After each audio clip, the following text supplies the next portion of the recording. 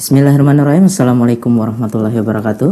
Jamaah sekalian kaum muslimin yang ada di rumah, alhamdulillah hari ini kita bisa berjumpa kembali atas rahmat Allah di kajian serbu sharing bareng Ustadz. Insya Allah tetap saat ini kita bersama Ustadz Dr. Rayhanul Bahrain, MSc, spesialis patologi klinik.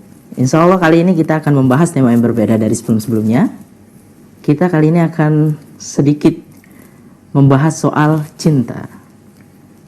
Cinta, semua lihai berbicara tentang cinta. Bak ranum dan manis, petikan pertama buah ceri. Tentang semburat lembut ujung senja di Mega Barat, atau tentang sejuk halus embun di pagi pertama musim semi. Dan pemuda-pemudi dari pelataran kampus sering mengalaminya. Kita akan bahas banyak soal ini. Dan insya Allah kita akan, jadi ini dari sekaligus membedah bukunya beliau, yaitu Terlanjur Cinta. Dan insya Allah bagi pemuda-pemudi atau mahasiswa-mahasiswi pelajar, siapapun yang ingin bertanya, bisa langsung bertanya melalui nomor berikut 085 205 060 418. Sekali lagi, bagi teman-teman atau kawan-kawan jamaah sekalian yang ada di rumah yang ingin bertanya, bisa melalui nomor berikut, chat WA 085 205 060 418. Demikian, langsung saja kita mulai kajian kita pada hari ini. Waktu dan tempat Anda persilakan, Ustadz, tafadhol. Ya, bismillahirrahmanirrahim. Alhamdulillahirabbil alamin. Wassalatu wassalamu ala asyrafil anbiya'i wal mursalin Muhammadin wa ala alihi wa sahbihi ajmain, amma ba'd. Para jamaah, kaum muslimin dan muslimat, para remaja, para syabab ya, para jumlowan dan jumlowati katanya. Juga katanya para jos ya, jumlo sampai halal ya. Ya, insyaallah pada kesempatan sore hari yang penuh berkah ini kita akan membahas tema sebagaimana yang telah kita sebarkan, yaitu agar jumlo tidak sahur sendirian. Tadi sebagaimana disampaikan oleh Khairul ya, sedikit dari tema ini akan kita ambil dari buku kami yang sudah kami tulis. Judulnya buku bernama berjudul ya Terlanjur Cinta, yang ada 4 poin sebenarnya dari buku ini. Yang pertama berbicara tentang jatuh cinta dan berbagai macam seluk-beluk jatuh cinta sampai penyakit jatuh cinta yang dinamakan dengan al-isyq. Yang kedua, laki-laki yang mencari cinta karena hakikatnya laki-laki mencari ya, atau laki-laki yang bingung mencari cinta karena laki-laki hakikatnya mencari. Yang ketiga, wanita yang cemas menunggu cinta karena hakikatnya umumnya wanita itu menunggu. Dan poin yang keempat, sudah mencintai, saling mencintai tapi belum mampu menikahi atau takut menikahi. Itu salah satu poin dari buku kami, dan kali ini kita akan kemas dengan judul agar jumlo tidak sahur sendirian ya. Sebagaimana kita ketahui bersama, sebentar lagi bulan Ramadan, bulan yang mulia, bulan yang kita tunggu-tunggu, akan menghampiri kita kurang lebih sekitar 2 pekan lagi. Dan kita berdoa kepada Allah, Allahumma balikna Ramadan, ya Allah, semoga kita semua disampaikan di bulan Ramadan. Amin. Dan salah satu kegiatan di bulan Ramadan adalah sahur ya.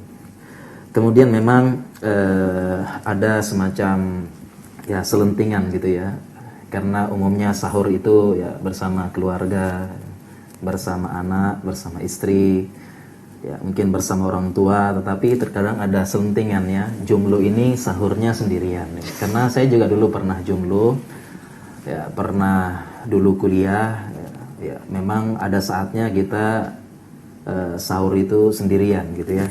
Sehingga ya dari selentingan ini muncul sebuah ungkapan yang lebih tepatnya kita jadikan sebuah doa gitu ya. Berakit-rakit ke hulu, berenang-renang ke tepian, semoga segera ke penghulu agar sahur tidak sendirian. Masya Allah. Apakah memang benar ya? Memang benar haruskah jomblo ini sahur sendirian? Sebenarnya enggak juga. Karena ya masih ada teman, masih ada sahabat ya. Apalagi di beberapa program di masjid-masjid itu ada program, selain program berbuka puasa bersama, ada juga program sahur bersama juga ya. Seperti ketika saya dahulu ketika di Jogja ya, masih kuliah di masjid tempat kita sahur bareng-bareng juga ya. Jadi nggak selalu sendiri ya. Nah, kita berbicara ya sahur sendirian. Inti dari poin dari kajian kita pada kesempatan pagi ini, sore hari ini adalah bagaimana para jomblo ini agar mendapatkan jodoh dengan segera. Kemudian poin yang kedua, bagaimana para jomblo bisa mendapatkan jodoh yang baik ya. Jadi kita tidak hanya sekedar pengen cepat menikah, tetapi mendapatkan yang tidak sesuai dengan yang kita harapkan, apalagi tidak sesuai dengan apa yang dituntun oleh syariat kita. Ya, jadi harapannya para jomblo bisa segera menikah, mendapatkan mendapatkan pasangan yang sah, ya, segera bisa mendapatkan imam bagi para akhwat dan para ikhwan bisa segera mendapatkan makmum ya. Amin. Tidak sahur sendirian lagi. Ya, kita berbicara tentang jomblo sebentar ya. Berbicara tentang jomblo memang ada yang mengatakan istilahnya jomblo ini mulai banyak karena menikah berbagai macam prosedurnya itu katanya sulit ya. Berat katanya prosedurnya, kemudian harus buat acaranya, kemudian macam persiapan ini dan sebagainya. Mulai banyak yang jomblo, artinya bisa jadi dia susah menikah ya, pengen menikah tapi sulit, ada berbagai macam halangan.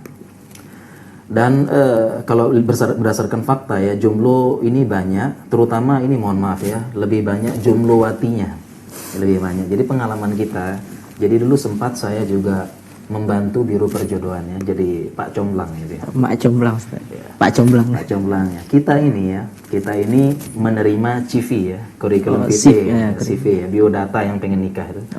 Itu biasanya perbandingannya akhwat 10 yang masuk biodata, ikhwan 1. Biasanya 10 banding 1. 10 banding 1 ini biasanya begini. Ya. Ini pun ikhwan yang 1 ini ya, dia pun majunya nggak jelas ya, maju mundur. Jadi memang akhwat lebih banyak ya. Di mana-mana dibuat biro perjodohan itu ya, pasti jumlah akhwat membludak. Entah kenapa ya, mungkin karena jumlahnya banyak atau bagaimana dan sebagainya. Yang akhwat lebih yakin, Ustaz. Iya, lebih yakin ingin segera dihalalkan gitu ya. Sudah halalkan. Oke. Ya, kita berbicara juga ya tentang sebentar lagi kita Ramadan, kita akan kita akan puasa Ramadan. Ini ada hal mirip ya antara jomblo dengan berbuka puasa. Ini ada yang mirip. Bagaimana itu, Ustaz? Karena orang yang jomblo ya, orang yang menahan diri, menjaga iffah ya, tidak terjun dalam dunia pacaran Islami atau ta'aruf berkedok, zina ya, atau ta'aruf tapi mesra katanya ya, TTM ya, atau dan sebagainya. Maka dia istilahnya akan ketika menikah nanti dia seperti orang yang berbuka puasa ya, yaitu berbuka puasa cinta ya, jadi dia mirip ya, dan ini akan terasa nikmat. Ada 2 hal yang mirip. Yang pertama, orang yang puasa dia menahan diri dari makan dan minum ya. Dia menahan diri makan minum, bahkan tidak memakan sama sekali, tidak minum, kan itu orang puasa ya. Nah, demikian juga orang yang berbuka puasa cinta ya, dia sampai halal cintanya, dia tidak pernah menyentuh wanita, tidak pernah merasakan rindu yang menusuk, tidak pernah ya, mohon maaf ya, seperti pemuda-pemudi lakukannya, bersentuhan, berpelukan, atau sampai yang lebih dahsyat lagi dari ini. Dia nggak pernah, benar-benar dia berpuasa. Ini jadi samanya berpuasanya. Kemudian kesamaan yang kedua adalah kebahagiaan ketika berbuka puasa.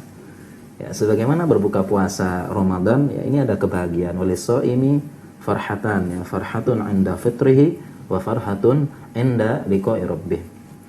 Bagi orang yang berpuasa ada 2 kebahagiaan. Yang pertama kebahagiaan ketika berbuka puasa, yang kedua kebahagiaan ketika bertemu dengan Rabb-nya. Yang namanya kebahagiaan ketika berbuka puasa pasti bahagia banget ya. Walaupun cuma sekedar air putih, ini nikmat luar biasa. Itu yang ditunggu. Yang ditunggu. Kenapa? Karena dia menahan diri sebelumnya kan. Ketika dia minum, ini luar biasa nikmat. Padahal hanya segelas air putih.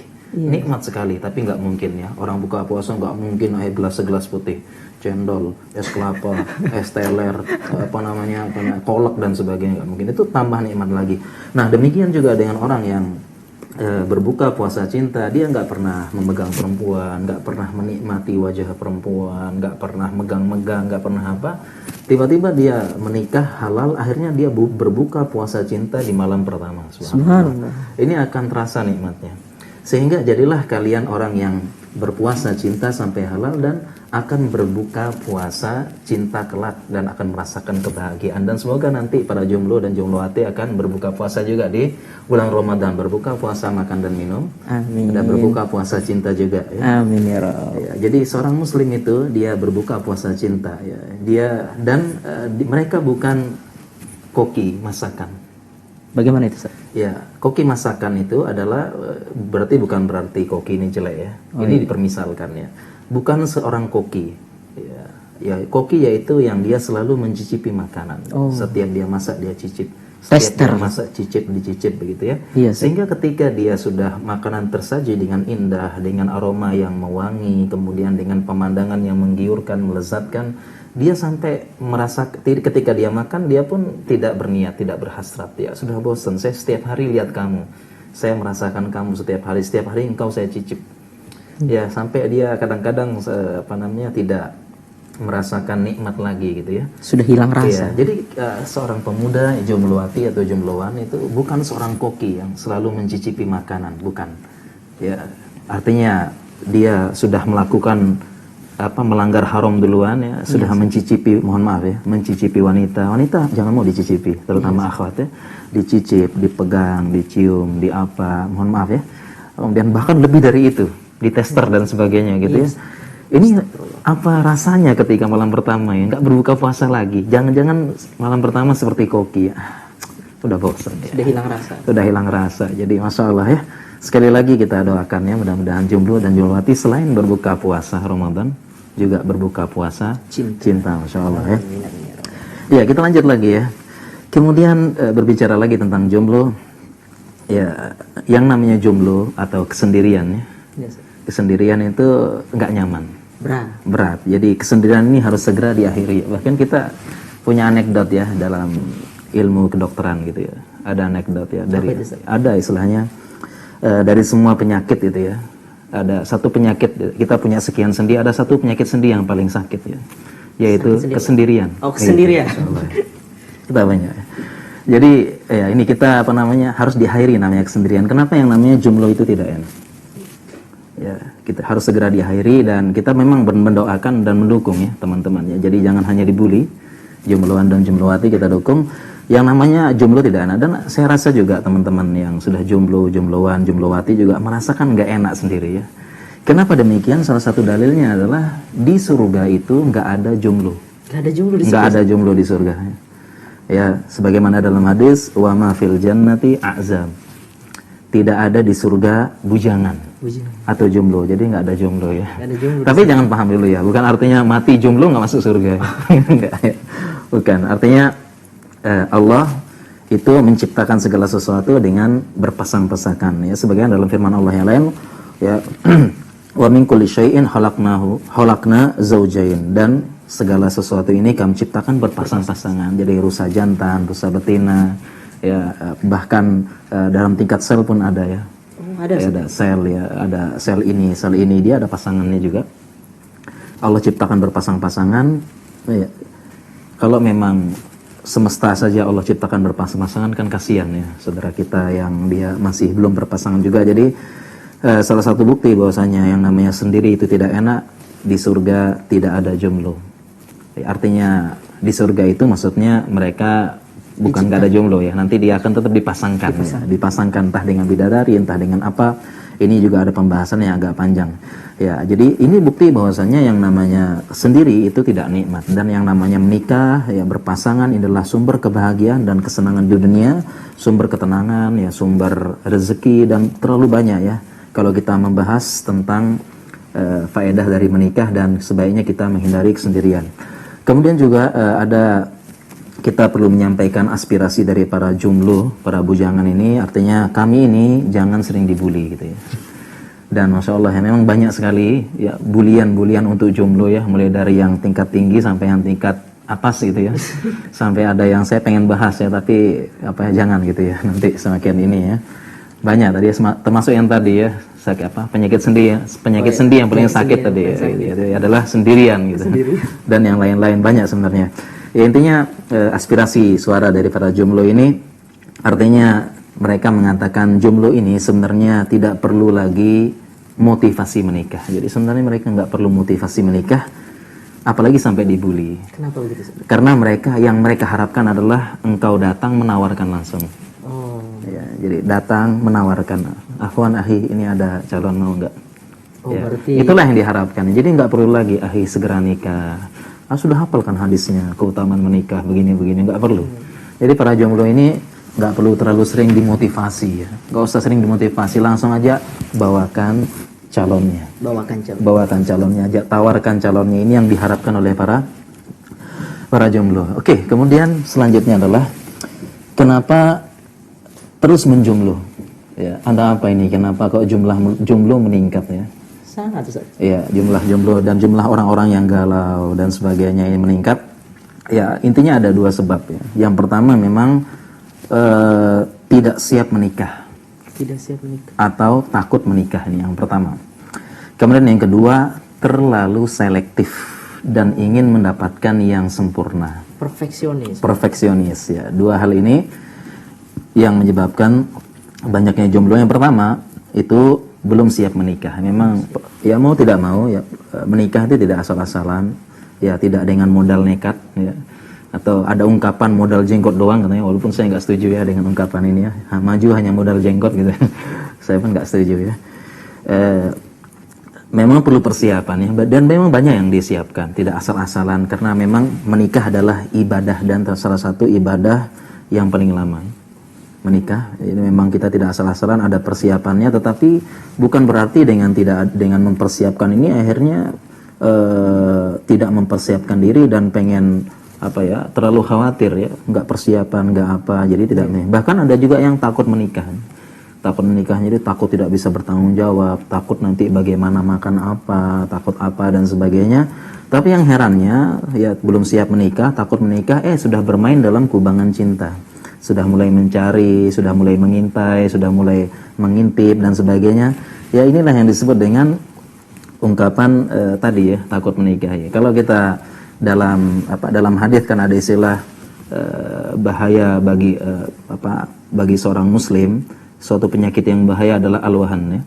Al-wahan itu dalam hadis hubbud dunya wa karahiyatul maut, yaitu cinta dunia dan takut mati. Nah, ini penyakitnya jomblo yang paling berbahaya adalah ya cinta. Tadi kan cinta dunia takut mati. Kalau penyakitnya jomblo, cinta wanita takut menikahi.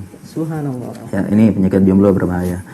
Kemudian yang kedua, yang ya ini analisa kita ya sebenarnya, penyebab yang jomblo tadi ya, yang terlalu banyak, terlalu selektif, ingin yang sempurna, jadi dia lama menikah. Kenapa? Kan sebenarnya jodoh sudah calon sudah ada yang menawarkan, sudah ada yang ini, tapi dia terlalu selektif ya, pengennya yang begini, pengennya yang ini, banyak yang putih, ya pengen yang ini dan sebagainya, pengen benar-benar ingin sempurna begitu ya. Dan memang ini satu poin ya, dan memang inilah ujian di zaman ini begini. Tiba-tiba para ikhwan dan akhwat kita ini yang jomblo dan jomblowati, tiba-tiba itu entah kenapa ya, standarnya pada high semua ya. High class semua, tinggi semua standarnya. Ini ujian di zaman ini. Kenapa? Karena di zaman ini adanya sosmed ya. Sosial media, Facebook ya, Instagram apalagi. Ya, jadi seseorang itu ya, mereka pilihannya agak banyak. Ya, pilihannya agak banyak ya. Tinggal DM, tinggal PM ahwat tersebut, bisa kan ya? Bisa langsung. Tinggal PM Ikhwan, bahkan ada Ikhwan ya, ganteng, kori, ya, pembacaannya bagus ya, suaranya merdu, bikin kelepek-kelepek para ahwatnya. Ahwat tinggal langsung aja, tinggal hubungin. Jadi dengan sosmed sekarang ya, orang tuh pertama dia pilihannya banyak. Ya, baik langsung, baik begini, baik begini.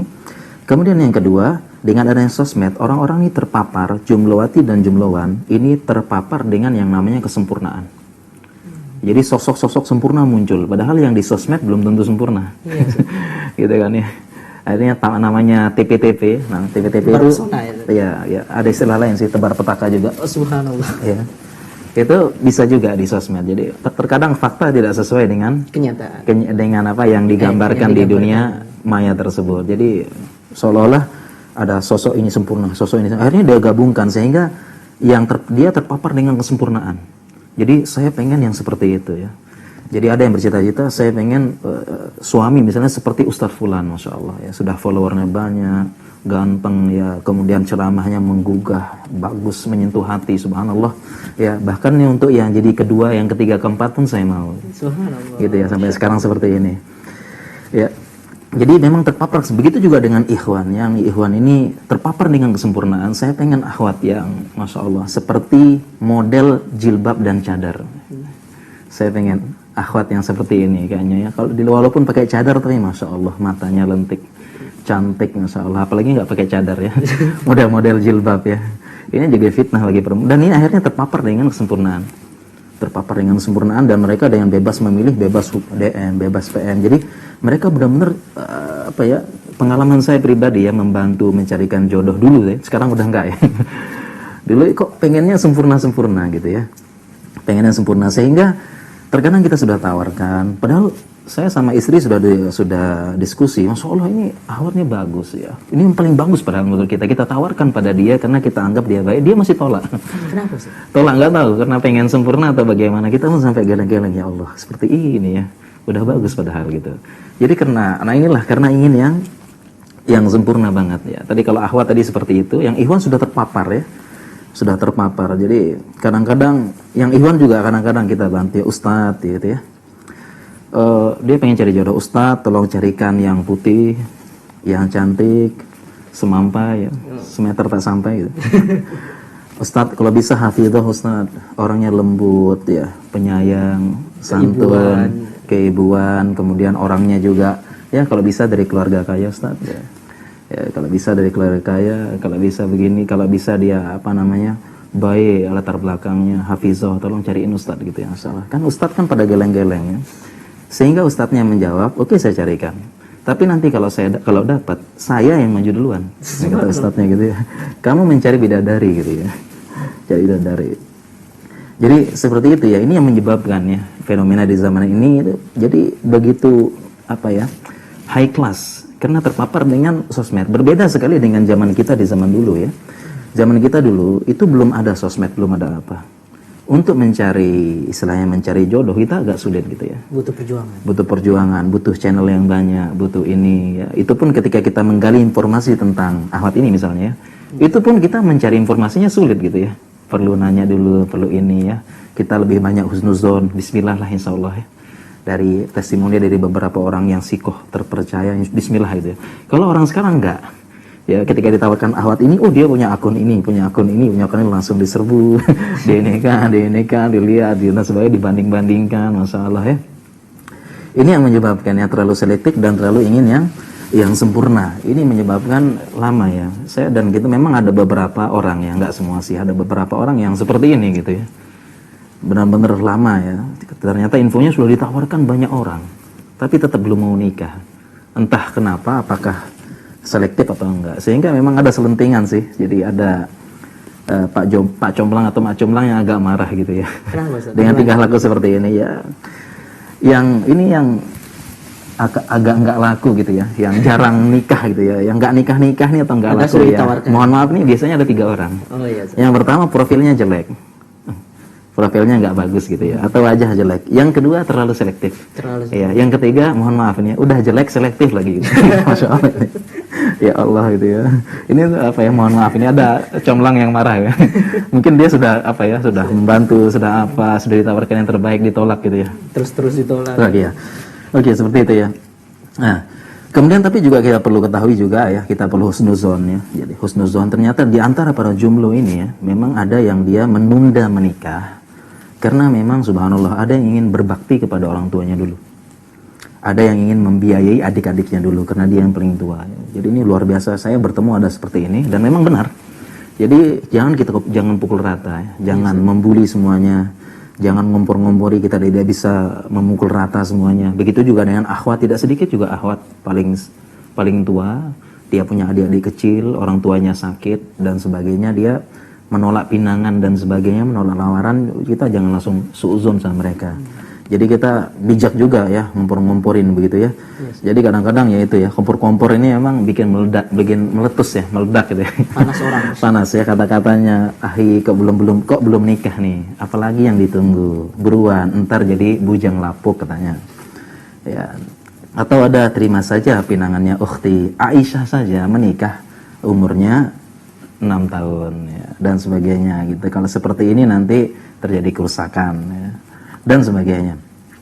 Ya, dan memang untuk menikah ya, tadi saya jelaskan memang perlu pertimbangannya. Para jomblo memang perlu pertimbangan. Salah satu pertimbangan paling utama untuk menikah ya, terutama bagi laki-laki kan, saya rasa kalau akhwat nggak banyak pertimbangan ya. Iya. Ikhwan yang paling penting. Karena dia yang bertanggung jawab mengambil anak gadis orang dari bapaknya dan menjadi tanggung jawab dia dunia dan akhiratnya. Ini disebut dengan mitsaqun ghalidho. Perjanjian yang berat, karena pertanggungjawaban tersebut berpindah, pertanggungjawaban di dunia dan di akhirat. Di dunia menafkah dan sebagainya, menjaga. Yang di akhirat adalah sebelumnya kalau dia berdosa bapaknya ditanya, sekarang kalau sudah jadi istrinya dia, kalau istrinya berdosa suaminya yang ditanya, diminta pertanggungjawaban sama Allah. Jadi bukan menanggung dosa, tapi ditanya ya, kenapa ya, bertanggung jawab, kenapa engkau biarkan istrimu begitu, sudah dinasehatin belum? Nah, seperti itu ditanya sama Allah. Kalau sebelumnya bapaknya. Nah, ini berpindah dengan mitsaqun ghalidho. Ya, pertimbangan yang utama bagi para ikhwan memang pertimbangan utama adalah yang paling utama adalah masalah nafkah. Ma'isyah ya. Ya, Ma'isyah dulu baru Aisyah. Gitu. Karena memang hadisnya jelas, sudah hafal semuanya. Ya ma'syaras syabab man istata'a minkumul ba'ah falyatazawwaj. Wahai para pemuda, apabila kalian sudah mampu ba'ah namanya, falyatazawwaj, maka hendaklah menikah. Dan para ulama itu makna ba'ah di sini ada dua pendapat. Yang pertama kemampuan, kemampuan jima. Yang kedua kemampuan nafkah. Dan pendapat terkuat adalah kemampuan nafkah, yaitu al-qudratu alal mu'natil mahri wan nafaqah, kemampuan memberikan mahar dan nafkah. Kenapa yang namanya syabab, pemuda, kemampuan jimanya udah ya, pasti ada. Sehingga benar-benar pertimbangan menikah adalah harta memang, kemampuan menafkahi. Ya. Tetapi ini yang perlu jadi pertimbangan. Ada orang yang terlalu khawatir dan ada orang yang terlalu meremehkan. Ya, yang terlalu meremehkan. Kita berada posisi tengah-tengah. Yang terlalu meremehkan, misalnya, ya kamu kasih makan apa anakku nanti? Saya kasih makan cinta. Atau saya kasih makan walaupun kita berdua hanya makan garam sama air, nasi saja ya, tapi intinya kebahagiaan. Nggak bisa ya, makan cinta nggak bisa. Ya, jadi harus harta ya, harusnya popok mahal, susu bayi mahal, SPP mahal. Ya, SPP mahal lagi, masyaallah. Ini enggak, ini yang terlalu meremehkan. Ya, terlalu enggak boleh juga seperti itu. Kita butuh harta. Ya. Dan juga ada yang istilahnya yang ya tadi ya, ada yang, dan ada juga yang takut berlebihan. Tadi meremehkan, sekarang takut berlebihan. Artinya sebenarnya dia sudah punya kerjaan tetap. Ya, udah punya pekerjaan tetap, udah punya tabungan, bahkan udah punya rumah, masyaallah ya. Udah punya rumah gitu ya.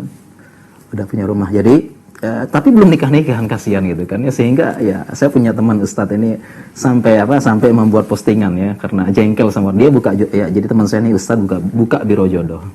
Beberapa orang nih teman-teman sahabatnya itu ya, dia nggak nikah-nikah, padahal sudah punya rumah, sudah punya pekerjaan, sudah punya motor, sehingga dia buat postingan seperti ini gitu kan ya. Istilahnya kalau dompet kosong aja itu sakit ya rasanya. Yes. Apalagi jok belakang motor kosong. Masyaallah ya. Jok belakang motor kosong itu sendiri itu lebih sakit lagi katanya ya, dibandingkan daripada dompet yang kosong. Masyaallah. Nah, jadi ada dua orang nih yang masalah harta. Jadi yang pertama meremehkan, yang kedua terlalu takut gitu. Terlalu padahal sudah ada. Nah, jadi yang benar adalah memang pertimbangan nafkah adalah memang dalam masalah nafkah ini yang penting adalah kita musyawarah dulu ya. Wasyawirhum fil amri fa idza azamta fatawakkal 'ala Allah. Ini perintah kita ya kalau menikah. Jadi memang harus ini yang paling penting, musyawarah dulu.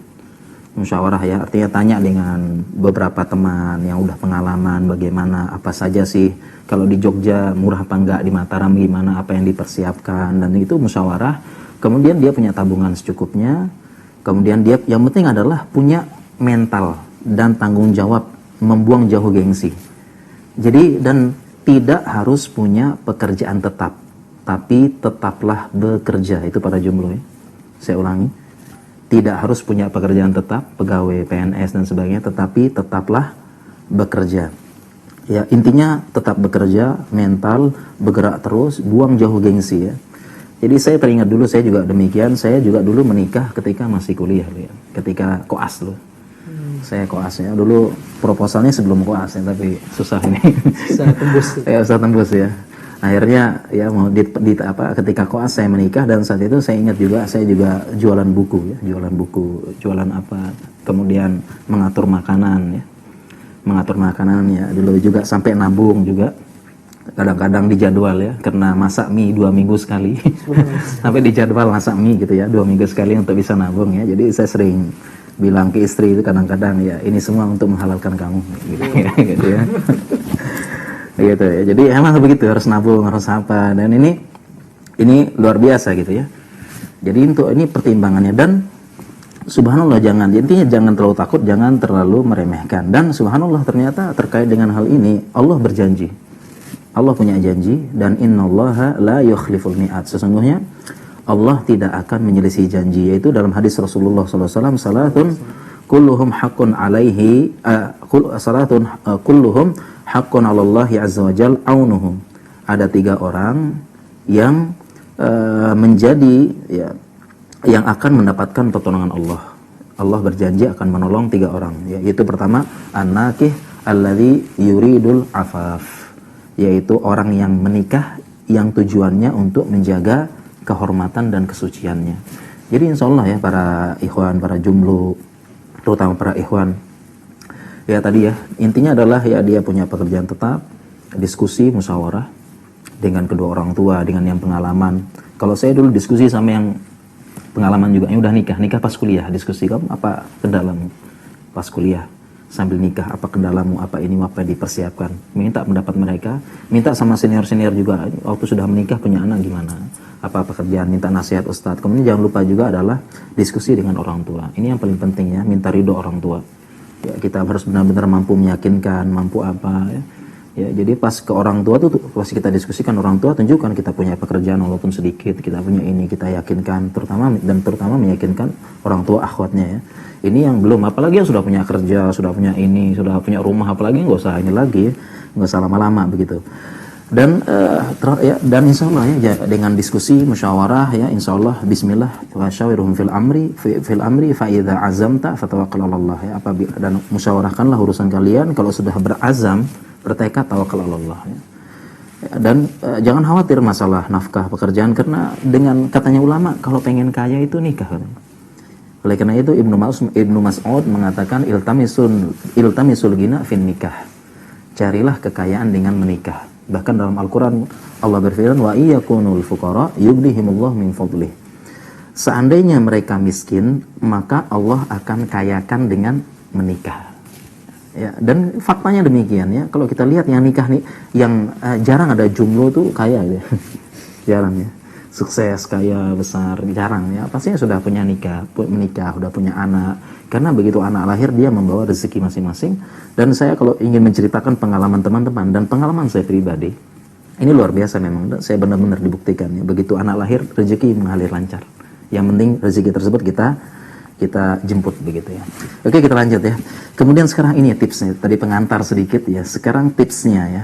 Bagaimana agar jomblo tidak sahur sendirian, agar para jombloan, jombowati segera mendapatkan jodoh, dan segeranya ini pun jodoh yang baik, soleh dan soleha ya, menjadi penyejuk pandangan, menjadi teman sehidup semati, sehidup sesurga, menjadi teman bersama suka duka, mengarungi bahtera rumah tangga, yang ketika bahtera rumah tangga ini diangkat jangkarnya, dia akan menemui berbagai macam rintangannya, dimulai dari ombak kecil ketika dia akan mengangkat sauh, kemudian di pertengahan jalan akan banyak badai, ombak, angin kencang, petir ya, dan sebagainya. Itu dilalui mereka berdua sampai bahtera rumah tangga ini berlabuh di tempat pelabuhan terakhir, yaitu surga. berkumpul bersama, sehingga betapa bagusnya konsep dalam Islam. Jadi namanya cinta itu adalah bukan sehidup semati, tetapi sehidup sesurga.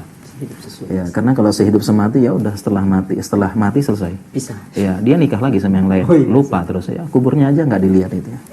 Jadi insya Allah ya, Islam luar biasa. Oke, kiatnya mendapatkan yang paling pertama. Kiat yang pertama adalah berdoa kepada Allah. Ini paling penting. Ini yang paling penting, berdoa kepada Allah Subhanahu wa taala. Ada yang bilang, "Ustadz, saya sudah berdoa."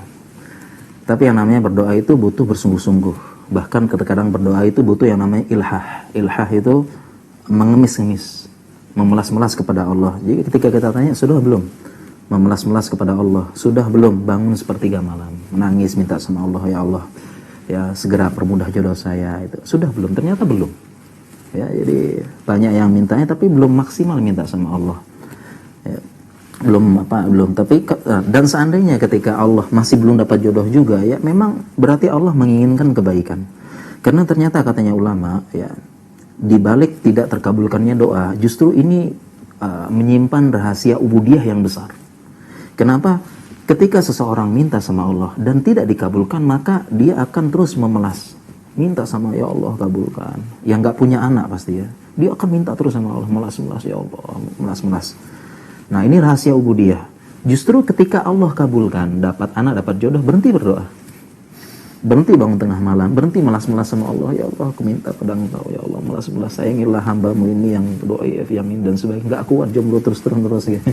Ya sedih ya, dibully terus, ya Allah nggak kuat dan sebagainya. Itu dia nggak akan melas-melas lagi kalau sudah dikabulkan oleh Allah Subhanahu wa taala. Sehingga katanya ulama tadi, ada di balik tidak dikabulkannya doa, ya Allah, tapi pasti dikabulkannya karena Allah mengatakan ud'uni fastajib lakum. Ya pasti dikabulkan. Ya ada yang disimpan di akhirat atau dialihkan dalam kebaikan yang lain. Tersimpan ubudiyah, dia akan memelas. Seandainya Allah kabulkan, berhenti setelah itu. Berhenti melas-melas lagi sama Allah.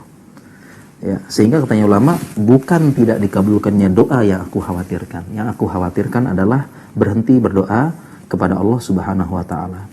Ya, jadi kita bisa minta berdoa kepada Allah Subhanahu wa taala, minta didoa. Kemudian ini pertanyaan yang sering ditanyakan. Ustadz, boleh tidak minta berdoa agar saya dijodohkan dengan si fulan? Ini paling sering ini. Fulan atau fulana. Fulan atau fulanah ya. Ntar bisa nggak saya berdoa kepada Allah semoga dijodohkan kepada fulan fulanah? Ini pertanyaan yang cukup sering muncul ya. Kenapa? Ini sosmed ini. Kemunculan ketertarikan dan Iya. Dulu kita kan nggak ada sosmed, kita nggak tahu siapa nama akhwat, siapa ini. Artinya nggak terlalu peduli gitu ya. Iya. Nggak peduli. Sekarang itu semua ya. Nama akhwat hafal semuanya, gerak-geriknya, apanya, bahkan foto selfie-nya apa ya. Jadi ini menyebabkan jatuh cinta sebelum waktunya. Atau yang saya tulis di buku, busur melesat sebelum panah melesat sebelum busurnya ditarik. Nah, banyak seperti ini ya. Kenapa sosmed ini? Sehingga banyak muncul pertanyaan, Ustadz boleh nggak saya berdoa agar fulanah menjadi jodohku gitu kan. Ya, jadi dia udah kesemsem duluan di sosmed gitu ya. Entah foto foto akhwatnya gitu kan. Kadang-kadang akhwat juga tebar pesona gitu ya. Jadi berjilbab lebar, kemudian pakai cadar ya, naik kuda, kemudian memanah, Masya Allah. Kemudian di bawahnya dikasih caption, siap memanah hatimu, Masya Allah gitu ya. Ya, sebagian ikhwan kelepek-kelepek gitu, Masya Allah. Ya akhirnya, ini kayaknya Masya Allah kalau jadi istri luar biasa ini, jadi idaman hatiku, jadi ini dan sebagainya ya. Tertipu dunia maya. Ya begitu. Akhirnya bisa nggak Ustadz saya berdoa sama Allah agar dijodohkan dengan fulanah? Jawabannya bisa saja. Bisa saja, hanya saja kita doanya istikharah dan kita harus lafaz doanya ini menggantungkan niat kepada ilmu Allah. Menggantungkan kepada ilmu Allah. Jadi yang dimaksud dengan menggantungkan kepada ilmu Allah artinya sesuai dengan ilmu Allah, dengan lafaznya ya Allah, sekiranya dia jodohku maka jodohkanlah. Ya, sekiranya sekiranya dia jodohku dan bisa mendekatkan kepadamu maka jodohkanlah. Sekiranya dia bukan jodohku dan bahkan membuatku jauh darinya maka jauhkanlah dia dariku. Ini boleh sesuai dengan ilmunya Allah. Ya. Tapi sebagian malah ada jodoh ada doa seperti ini, tapi ini nggak boleh ya. Contohnya ya Allah, seandainya dia jodohku maka jodohkanlah ya Allah. Seandainya dia bukan jodohku, tolong tetap jodohkan ya Allah. Gitu ya, itu maksa banget gitu ya. Ya Allah gitu. Ini nggak boleh kayak begini ya.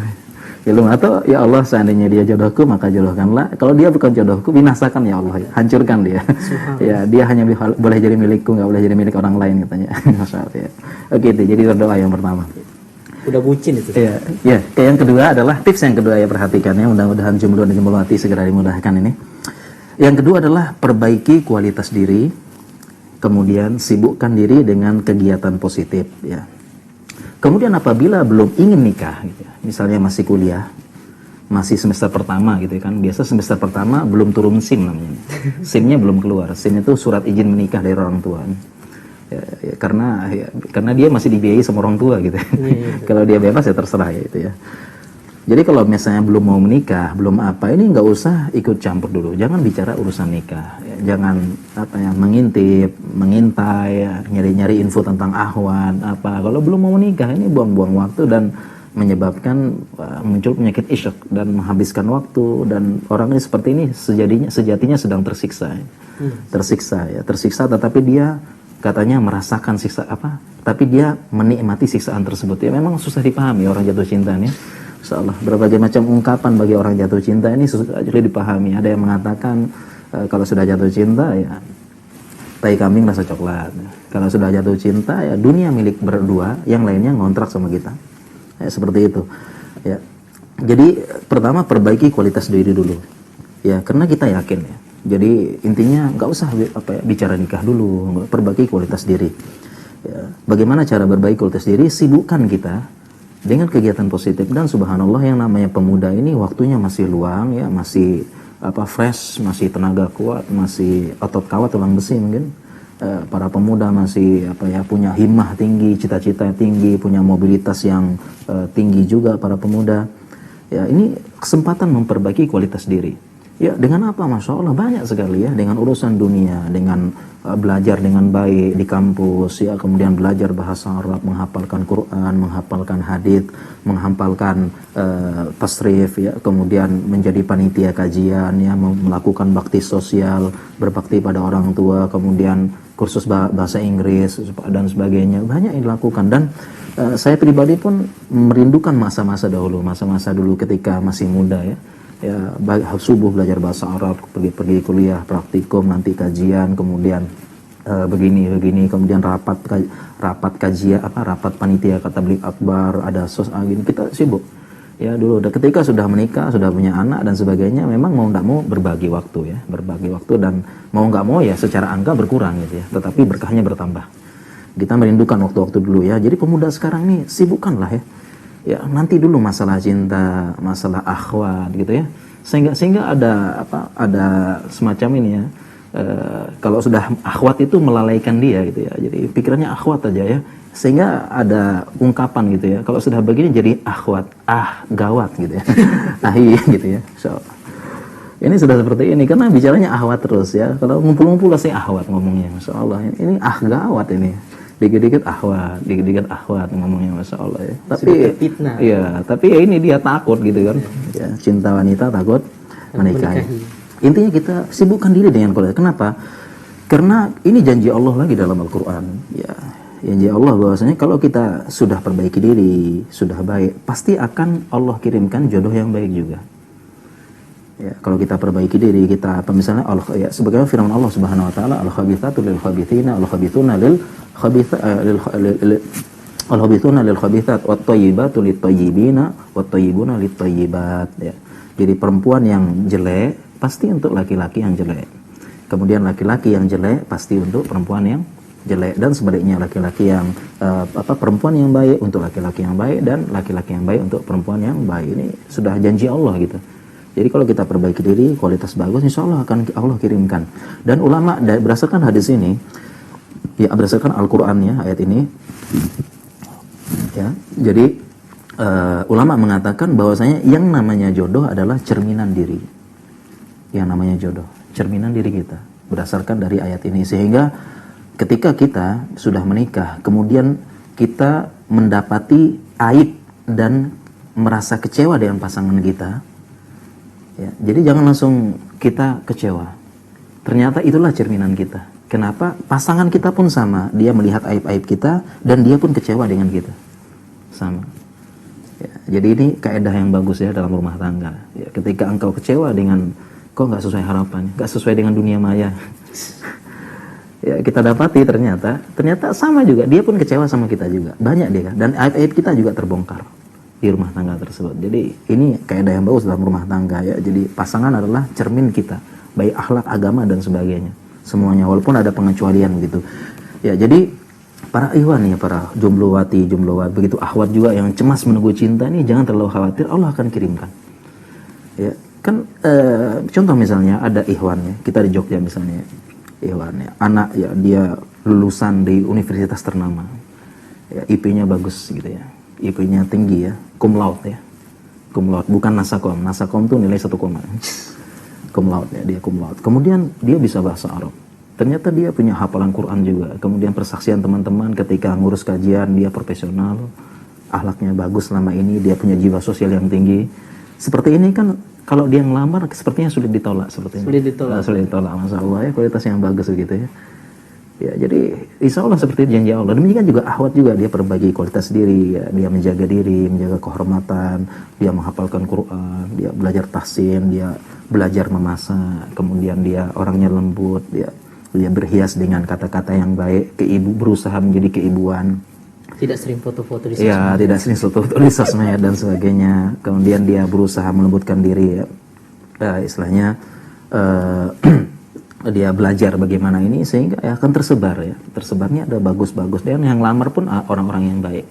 Karena dia tertarik dengan hafalan Qur'annya, dia tertarik dengan ini, saya pengen keluar dari rahim.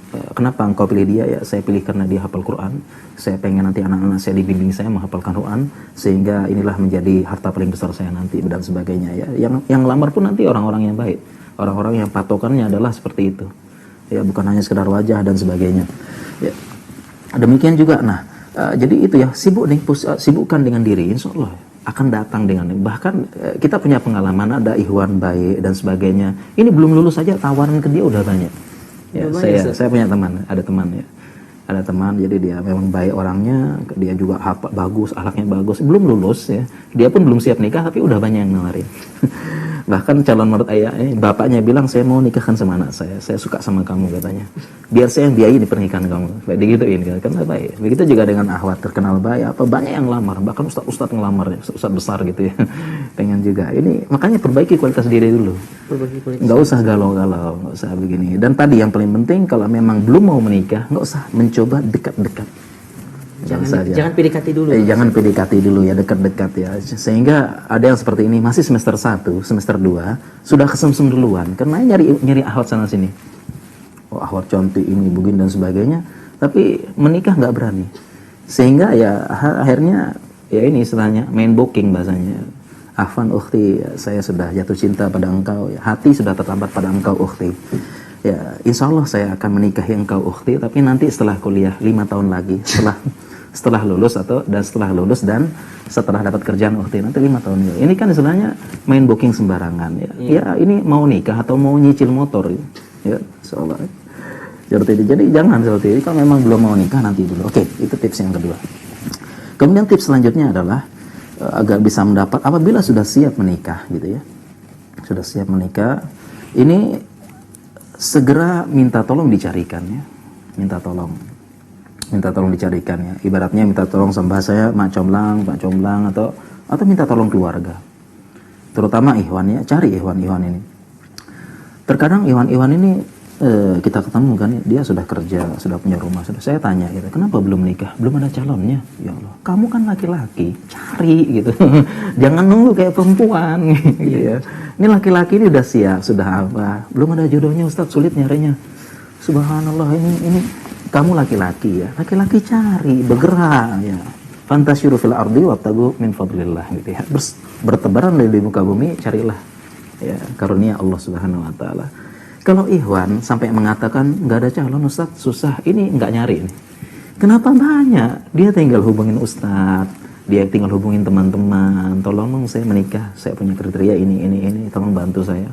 Saya pengen ini, saya pengen menjaga afaf ya, pengen yuridul afaf, tolong cari. Dia cari. Namanya laki-laki mencari, dan memang tabiatnya laki-laki mencari gitu ya. Mencari bukan menunggu. Ya, jadi saya kadang-kadang heran ada jombloan gitu ya, belum menikah, ya, ditanya nggak ada calon sulit, ya Allah cari.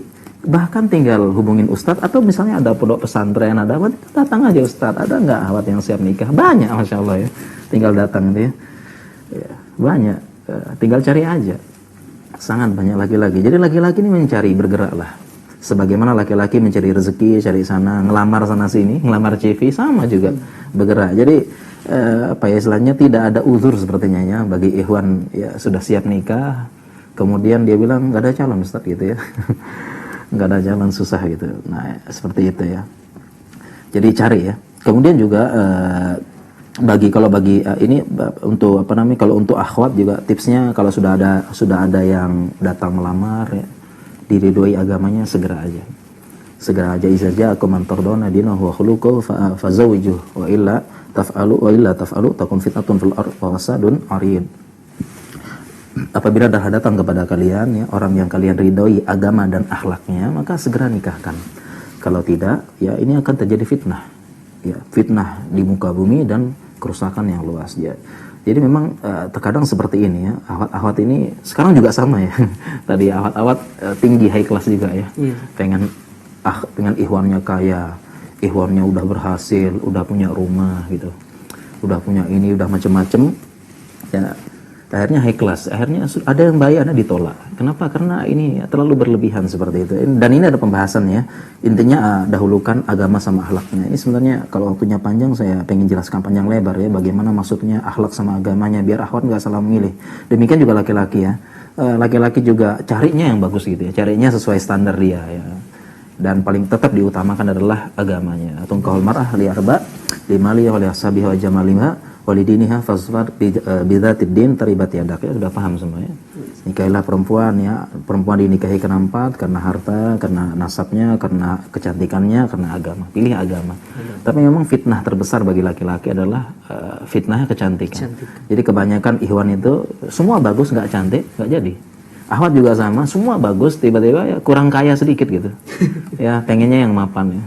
Pengennya yang mapan, atau pengennya yang punya kepribadian ya, rumah pribadi, mobil pribadi, dan sebagainya. Ya, itu para ahwat ya. Jadi perhatikan ya. Kalau ada panjang waktu kita ini, nanti kita panjang waktu. Oke, kita lanjutkan lagi ya. Sedikit tips selanjutnya, saya percepat aja. Yang tips selanjutnya agar segera ini, bagi ahwat bisa menawarkan diri. Ahwat bisa menawarkan diri ya. Tadi kan ada saya bahaskan wanita yang cemas menunggu cinta. Dia cemas. Siapa nih kok sudah berumur, sudah apa, kok tidak ada datang lamaran, cemas menunggu cinta. Nah ini solusinya adalah dia akhwatnya bisa menawarkan diri. Jadi boleh. Ya, sehingga Imam Bukhari membuat bab dalam Sahih Bukhari judulnya Ardul Mar'ati Nafsaha 'ala Rajuli Sholeh. Bab seorang wanita menawarkan dirinya kepada laki-laki yang soleh. Dan ini hukumnya boleh. Ya, hukumnya boleh karena Imam Bukhari membawakan tadi bab tadi ya, judul babnya, dan beliau membawakan hadis yaitu ja'ati imra'atu ila Rasulullah sallallahu alaihi wasallam ya kemudian ta'ridu alaihi nafsaha. Ya, datang ya seorang perempuan kepada Rasulullah SAW, dia menawarkan, ya Rasulullah mau nikah sama saya enggak? Bahkan di depan para sahabat. Jadi ini salah satu para akhwat sekarang ya. Jadi salah satu cara dapat jodoh, enggak apa-apa dia menawarkan diri kepada laki-laki yang soleh. Ya, tidak apa-apa menawarkan diri, ini boleh. Tapi memang ya para akhwat ini ada satu kendala, yaitu rasa malu yang besar. Malu Ustadz menawarkan diri gitu ya. Solusinya adalah kita lihat ikhwannya bener soleh apa enggak. Jangan-jangan solehnya soleh-solehan gitu. Ini mohon maaf ya, soleh di sosmed gitu ya. Soleh postingannya doang soleh gitu ya, tapi aslinya masya Allah gitu. Astagfirullah gitu ya. Ya, jadi bilang ya, kalau akhwatnya benar-benar soleh, kemudian sampaikan kepada ikhwan tersebut, ya, saya menawarkan diri pada engkau, kalau memang serius, ya silahkan datang ke bapakku. Sekiranya engkau tidak berkenan, tolong rahasiakan. Cukup saya, engkau, dan Allah yang tahu. Gitu ya. Begitu caranya para akhwat ya. Dan lihat ikhwannya, kalau ikhwannya soleh, dia akan menyembunyikan. Kalau ikhwannya tadi ya, pura-pura soleh gitu ya, ya ikhwannya ember. Bocor. Ya, bocor. Caranya gimana? Yaitu DM-nya atau WhatsApp-nya di screenshot, diposting. Gitu kan ya, habis dilamar sama akhwat gitu. Masya Allah, akhwatnya kan malu banget kalau begitu ya. Ini ikhwan yang ember. Jadi ada juga ikhwan yang ember ya. Ya, ini penting ya, penting bagi akhwat. Ini nggak apa-apa seperti ini. Ini bahkan termasuk sebagian ulama, ini sunnah katanya. Sunnah ya. sunnah menawarkan diri kepada laki-laki yang soleh. Terlebih di zaman ini persaingan akhwat sangat berat ya, banyak. Tadi sudah saya bilang ya, kalau buka biro jodoh pasti jumlah akhwat lebih banyak, berlipat-lipat. Ya, karena saya juga dulu pernah ya bantu-bantu, tapi sekarang udah enggak ya. Masih sering ditanyain tuh, Ustaz, ada enggak? Ada Ustaz masa pertanyaannya. Gitu ya. Iya. Ada enggak Ustaz ya, dokter yang soleh gitu? Saya pengen gitu ya. Ya, saya udah nggak bantu lagi sekarang ya, insyaallah. Oke, kemudian terakhir ya masih ada ya tips yang lain, saya bacakan aja, kita tanya jawab ya. Tips yang lain pertama, turunkan standar dan kualitas ya. Ibaratnya ngaca dulu lah gitu ya. Ini yang bikin kita loncatin ya, loncatin. Kemudian yang selanjutnya adalah segerakan pernikahan, jangan terlalu lama. Ya, karena ada yang ini memang ada istilahnya yang Ini karena adat keluarga juga. keluarga hanya begitu juga. Kadang-kadang ada juga saling booking. Oh iya. Karena sudah saling cinta, saling paham gitu ya. Ya kita sama-sama deh 4 tahun lagi lah. Sama-sama ya 4 tahun lagi akan menikah, sudah terlanjur cinta, sama-sama menjaga diri. Mungkin pas SMA-nya sudah bertemu, udah kesem-sem, sudah saling cocok, tapi harus kuliah. Ya udahlah, kita sama-sama cepat kuliah ya, menjaga diri ya. Oh itu ya. Ini kelamaan ya. fitnahnya Kelamaan fitnahnya banyak. gitu ya, fitnahnya kelamaan. Bisa jadi ya dia hati bisa terjaga tapi di balik inbox dan DM nggak bisa dijaga gitu. Gitu kan, sudah menjadi sudah manggil, kadang-kadang ketahuan ya. Ya kalau yang pacaran ini yang pacaran manggilnya mami papi ya. Tapi kalau Ikhwan kita ini pacaran terus Islaminya manggilnya abi umi. Nah, tapi kalau udah putus nggak berani manggil janda duda. Ya, nggak berani. Ya. Oke, itu segera nikah, jangan lama-lama ya, jangan apa. Kemudian yang terakhir adalah kita nempuh sebab syar'i juga. Seperti itu. Sebab syar'i, jadi ada sebab kauni, sebab syar'i. Sebab syar'i agar dimudahkannya rezeki. Menempuh sebab-sebab syar'i agar dimudahkannya rezeki. Karena yang namanya jodoh rezeki. Jadi anak tuh rezeki, jodoh juga rezeki ya. Dalilnya anak rezeki adalah ini, mohon maaf ya, doa doa ketika akan berhubungan ya, Allah majani bis syaitana wa jani bis syaitana fima rozaqtana, kan ya, apa yang kau rezekikan. Jadi anak rezeki. Nah, dalilnya jodoh juga rezeki adalah nggak mungkin bisa punya anak kalau nggak punya jodoh. Jadi kalau anak jodoh, kalau anak rezeki, tadi fima rozaqtana berarti jodoh juga rezeki. Nah, sehingga sebab syar'inya adalah kita menempuh sebab apa yang menjadi sebab supaya memperbanyak rezeki. Sebab-sebab syar'i ya. Contohnya pertama, setelah subuh jangan tidur.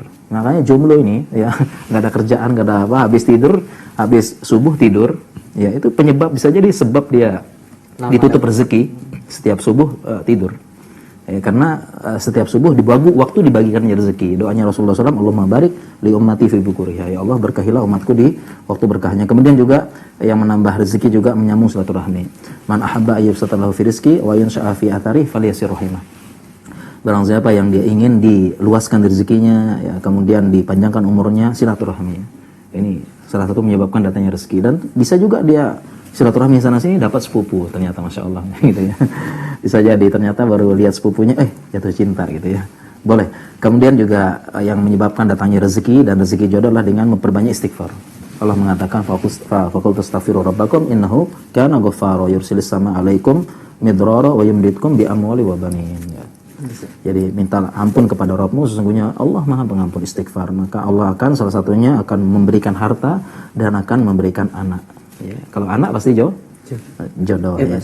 Jadi jomblo banyak istighfar di mana-mana. Ya. Karena katanya ulama, salah satu kunci rezeki yang terlupakan istighfar, katanya ulama. Dari ayat ini. Jadi jomblo ingat ya, banyak istighfar di mana-mana. Astagfirullah. Kenapa istighfar? Ya banyak dosa gitu ya. Mudah-mudahan dapat jodoh, nggak apa-apa gitu ya. Oke, sebenarnya masih banyak ya kita bahas ya. Ini pertanyaan juga sudah banyak Mas Ustaz. Sudah banyak, oke lah insyaallah. Oke. Ya insyaallah. Saya kembalikan kepada Akhairul ya sebagai moderator kita. Silakan. Jazakallah khair Ustaz atas penjelasannya mengenai tips bagaimana sih kita mempersiapkan diri untuk menjemput jodoh, baik bagi ikhwan maupun bagi akhwat. Alhamdulillah sudah ada beberapa pertanyaan yang masuk ke studio.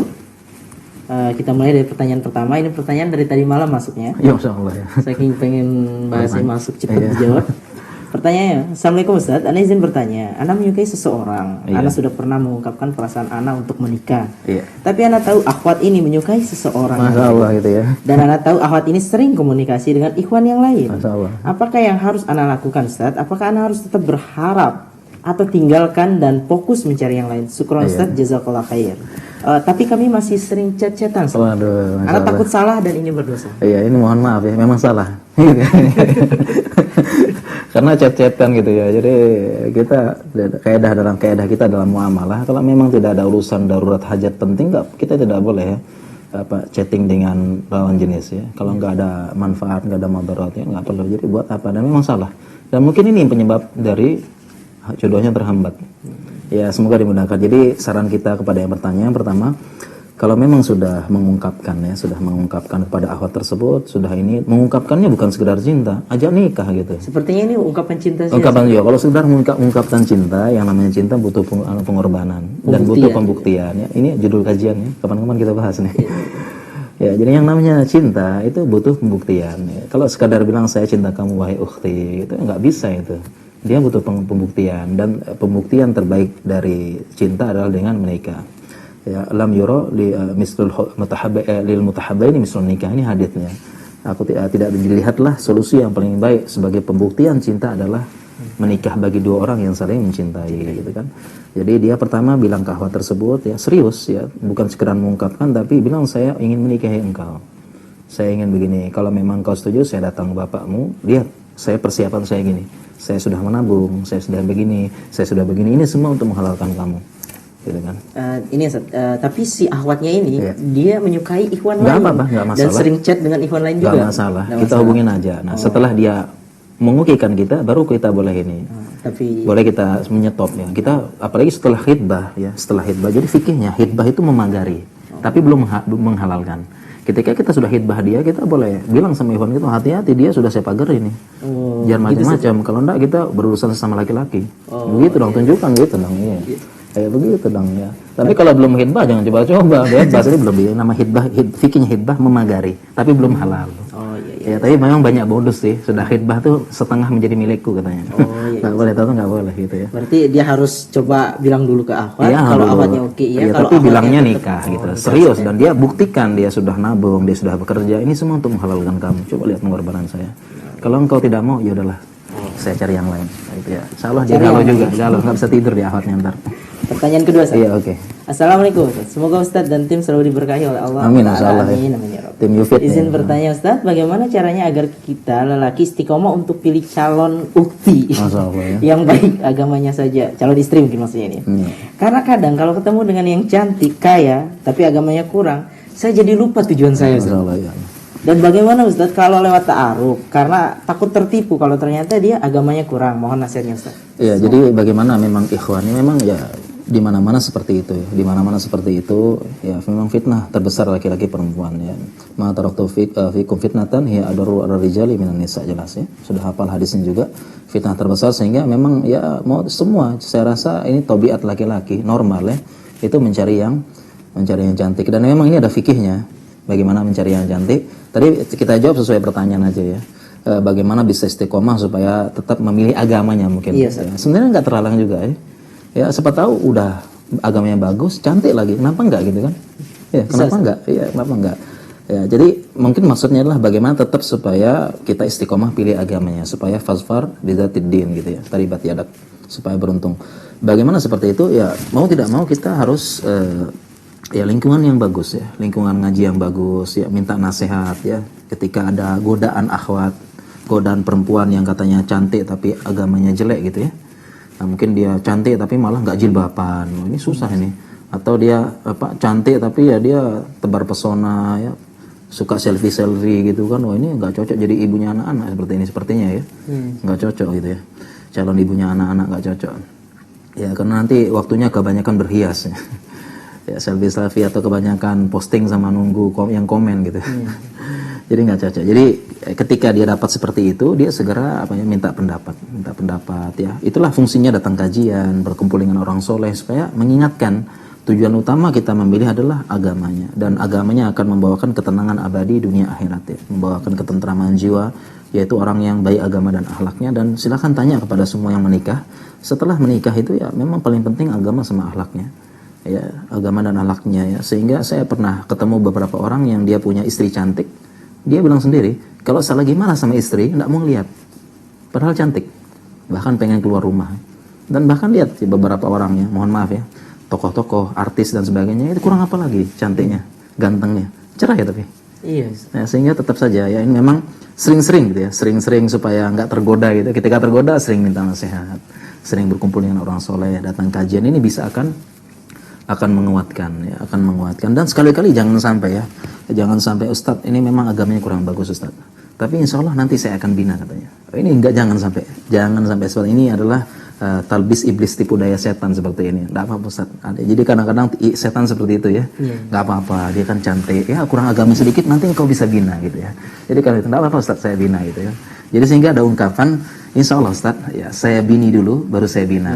Kalau nggak bisa dibina, saya binasakan Ustaz. gitu ya. Dia yang dibinasakan. Iya. Ya, gitu ada. Pertanyaan selanjutnya Ustaz. Iya.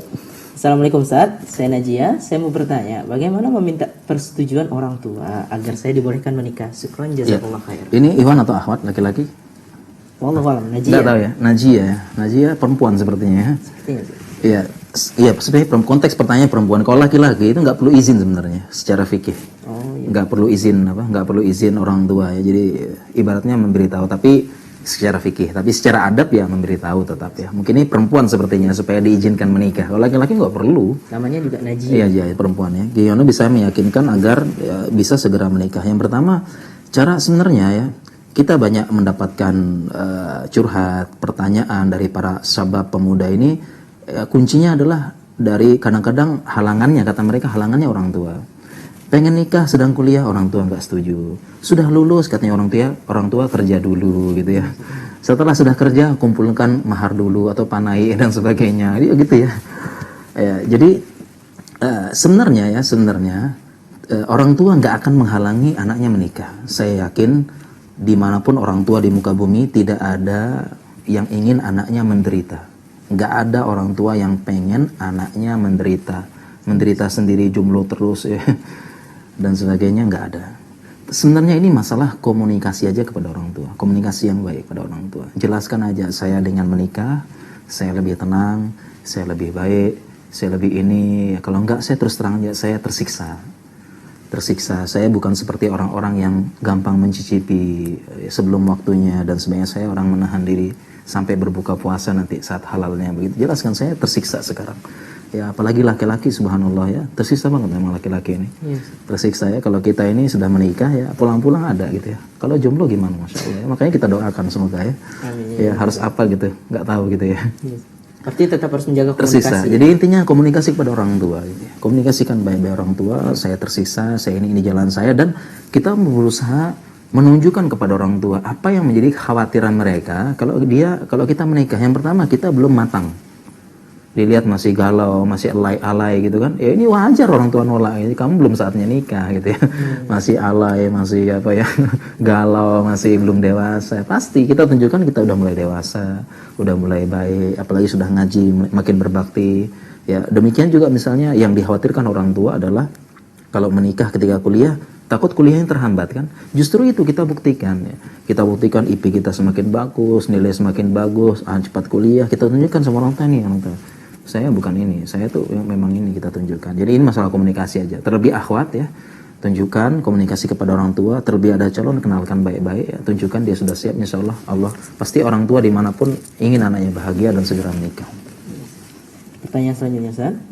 Ustaz, Ana mau nanya, ada seorang ikhwan yang mau ngajak ta'aruf yang kenalnya lewat sosmed. Namun dia tidak bisa datang sekarang dalam kondisi seperti ini, COVID-19.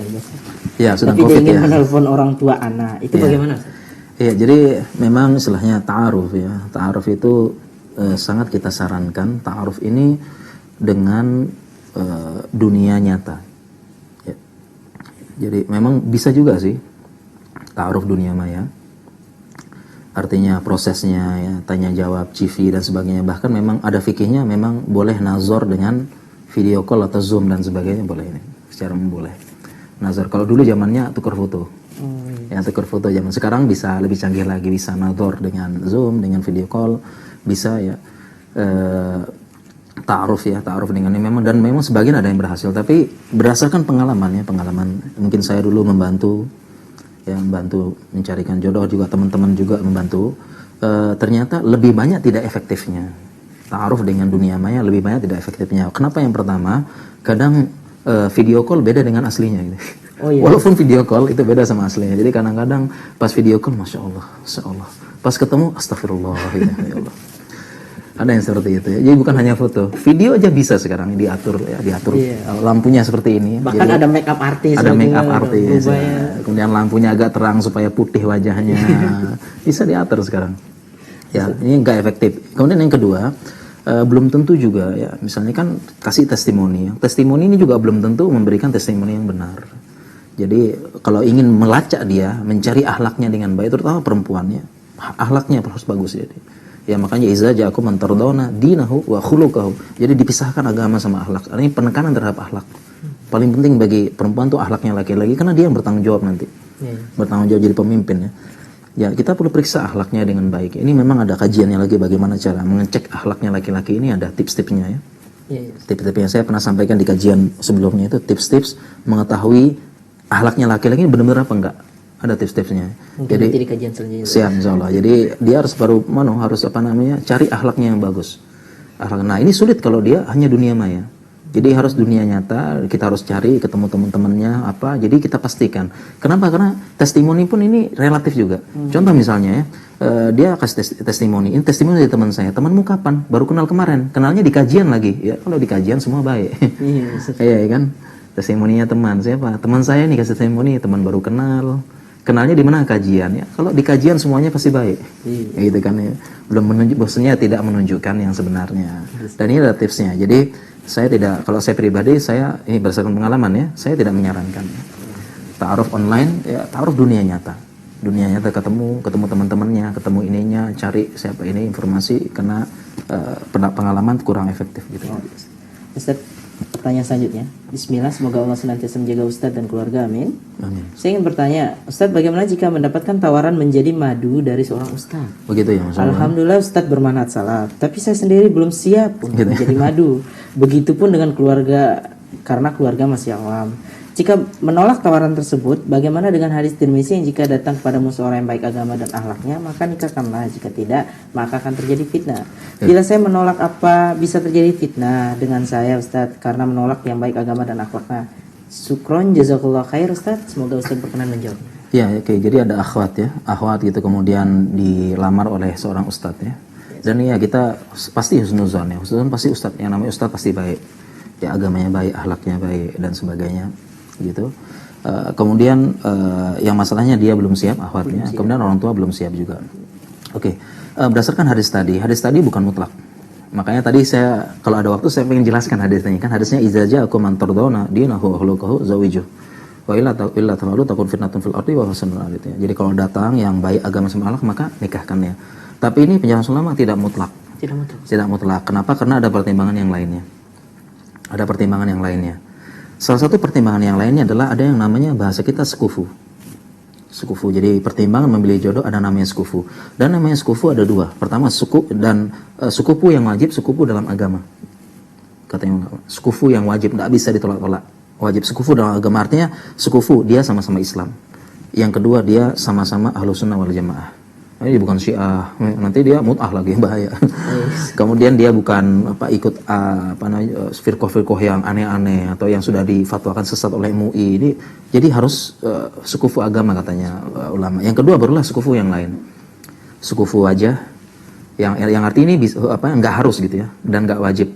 Tapi jadi pertimbangan. Pertama tadi sekufu nasab, sekufu masalah wajah, kemudian sekufu masalah harta, termasuk sekufu masalah status. Ustadznya sudah menikah sekali atau mungkin 2 kali mungkin ya. Dia belum nikah. Ini jelas tidak sekufu jelas. Ya kan? Tidak sekufu. Beda kalau dia janda gitu kan. Oh iya. Ya, janda. Ini bisa jadi sekufu, tapi kalau dia gadis nggak sekufu. Nah, ini bisa jadi pertimbangan untuk menolak tadi agama dan akhlaknya. Ini ada fikihnya. Bisa menjadi pertimbangan untuk menolak agama. Jadi ini pertimbangan karena dia nggak sekufu. Ustadznya sudah punya istri, punya apa, dia masih gadis. Kalau janda mungkin beda ya. Saya rasa kalau janda orang tuanya juga pasti ya. Oke. Iya bisa jadi pertimbangan. Apalagi janda udah lama banget gitu. Nah ini jadi pertimbangan. Nah jadi ini nggak sekufu. Nah kalau nggak sekufu ini jadi pertimbangan. Bisa tadi sehingga tidak termasuk ancaman tadi akan terjadi kerusakan di muka min fasadun arid. Jadi bisa ditolak kalau nggak sekufu. Bahkan kalau kita lihat sejarahnya khulu ya. Khulu perceraian karena hulu. Artinya hulu ini artinya cerai dari pihak perempuan yang pengen cerai, ini namanya hulu. Khulu yang pertama kali terjadi dalam Islam, pertama kali dalam sejarah Islam, khulu ini terjadi karena masalah tidak sekufu. Tidak sekufu dalam wajah. Tidak sekufu dalam wajah. Ya, ini kisahnya panjang, intinya satunya ganteng, satunya enggak. Dia minta cerai. Tidak sekufu. Jadi boleh. Sehingga perempuannya, istrinya mengatakan, lah saya tidak mencela agama sama akhlaknya. Tapi walakin akrahu an akfuru alal Islam. Saya takut kufur dalam Islam. Itu artinya mengkufuri kebaikan suami. Jadi jadi sahabat ini agama akhlaknya bagus. Tapi karena enggak sekufu, boleh ditolak. Nah inilah fikih hadis tadi. Jadi akhwat tadi dia boleh menolak. Boleh menolak walaupun agama akhlak baik karena dia nggak sekufu. Dan saya rasa ini jadi pertimbangan gitu lah. Artinya boleh menolak bukan artinya harus menolak. Ya bisa jadi dia pertama kalau memang, apalagi dia bilang belum siap tadi. Iya. Kalau siap ya jangan gitu ya. Belum siap, apalagi kan konsekuensinya dia akan menjadi jadi madu ya. Dia akan harus, bahasa orang Jawa tuh nuhun sewu ya. Sama istri pertama, atau bisa jadi dibenci atau apa. Ini kan dia bisa jadi gitu kan. Ya artinya intinya jawaban yang tadi adalah kalau dia menolak, belum siap, apalagi keluarga tidak menerima, ya ini tidak termasuk hadis tadi, akan terjadi fitnah yang besar dan kerusakan yang besar ya. Tapi ya dipertimbangkan juga ya kalau ustadznya bagus gitu ya. Pertimbangan juga. Ustadz, cara menghilangkan ingatan kepada seorang akhwat tersebut sekarang sudah menikah. Ya Allah. Ya. Dulu anak sempat suka kepada dia, namun anak tidak tahu kalau ternyata dia sudah dilamar seorang ikhwan. Anak sudah berusaha untuk melupakannya, tetapi terkadang pikiran tentang akhwat itu muncul kembali. Apa anak berdosa, Ustadz? Amalan apa yang harus anak lakukan, Ustadz, dari seorang ikhwan jomblo di Banjarnegara? Masya Allah ya, ada ikhwannya. Jadi ibaratnya ini sudah kedahuluan orang gitu ya. Iya, Ustadz. Sudah terdahuluan orang istilahnya ya. Rencana sih rencana pengen melamar setelah lebaran, sebelum lebaran sudah dilamar sama orang lain gitu. Iya, ya inilah makanya salah satu dari mempercepat menikah itu seperti itu ya, jangan. Ini salah satu konsekuensi adalah jatuh cinta sebelum waktunya. Ini salah satu yang membuat berat, jatuh cinta sebelum waktunya seperti ini, siap-siap kecewa dan siap-siap sakit hati.